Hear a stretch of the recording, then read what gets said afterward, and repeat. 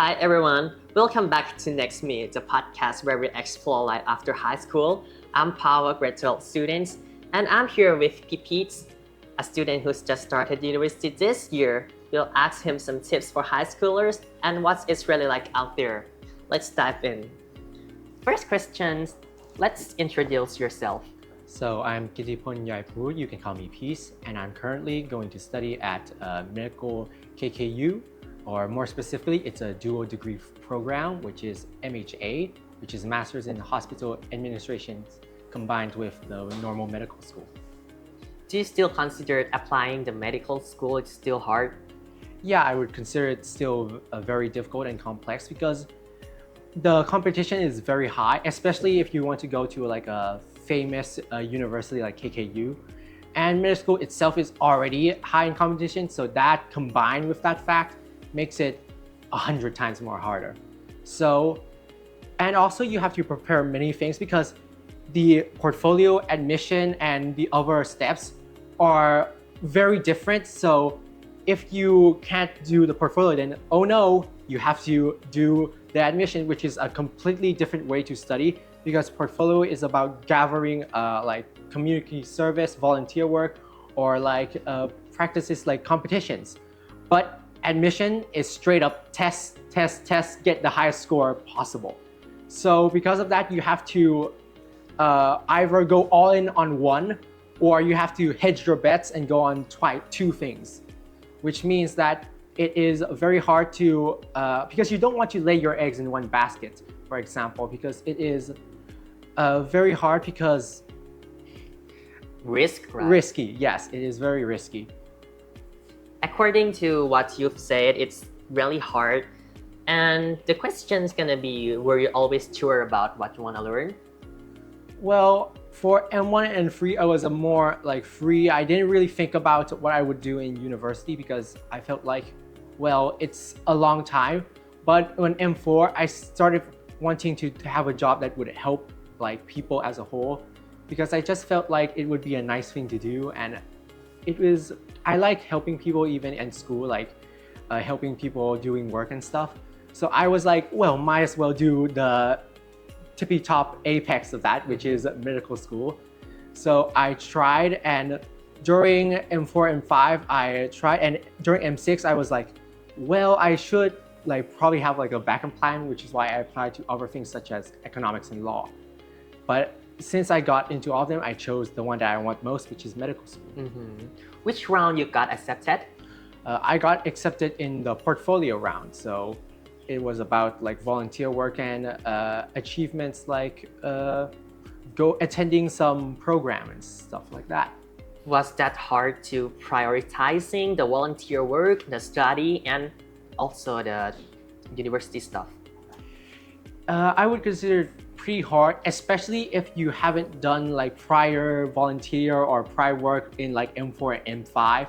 Sometimes other universities even allow like M1 to M3 as well. So if you save portfolio to like M6, to be honest, it will be very hard to do because as you know, many, like for example, for me, for hospitals, they don't allow volunteer work all the time. There will be times where you're like, oh, we're accepting like this many volunteers. And because it's a high competition, a lot of people want to apply and it's like first come, first serve, right? So mostly people will be like, oh, I want to get in here. I want to go in now. They will apply like the second they release like, I want 10 people, they will apply immediately. Mm-hmm. So might as well do it in like M4, M5 to at least have like some background. What was your biggest challenge back then?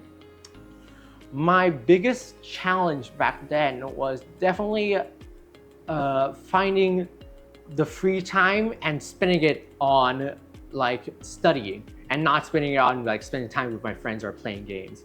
Because in M6, it is a very like M6 and M5 probably, it was a very chill experience. Like this school has a very good way of addressing that, oh, you have to, the teachers know that university is coming up and they will help lower the load and making it a bit easier for you to focus on university, and they will accept if you want to go to volunteer work.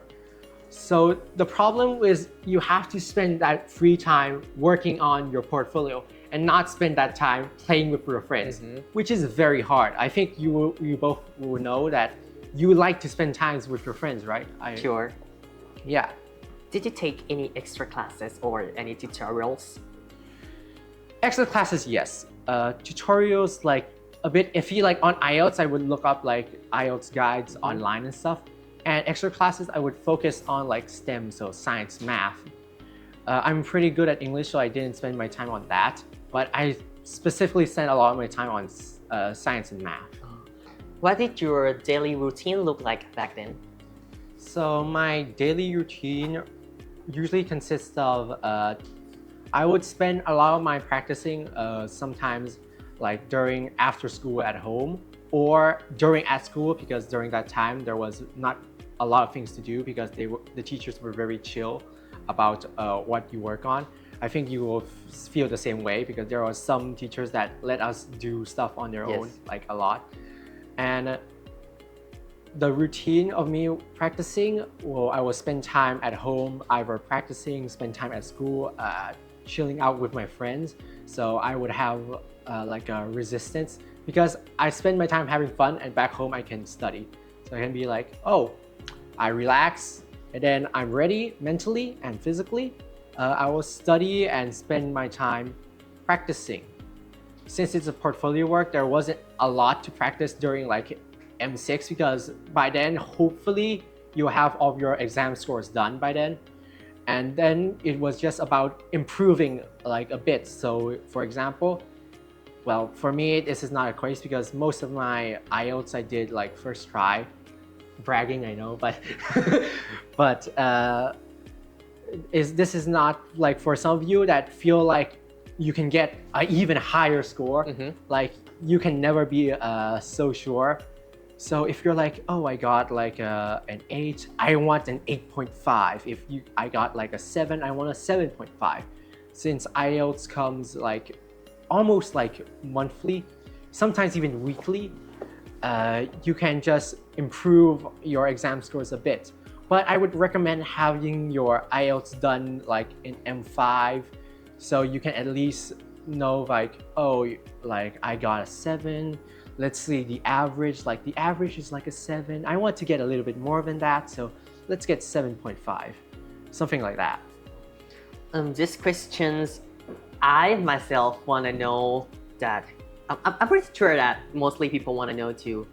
When you stress or you don't want to learn, how did you clear your mind to be ready for study?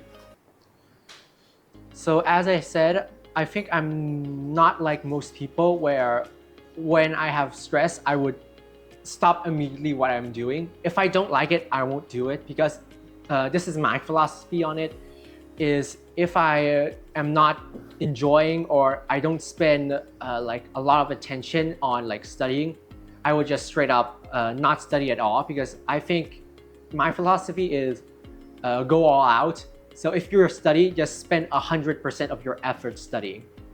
So, and this applies, like I would say like studying with friends count in this way, because I feel like if you're able to teach something, that means you know it like very well.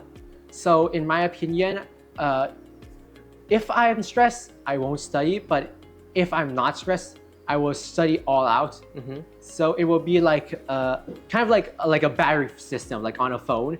If I'm at low battery, I would just stop, drop the phone, charge. But if I'm at high battery, I will spend all my time on the phone. What advice would you give to the students who don't know what they should do after high school?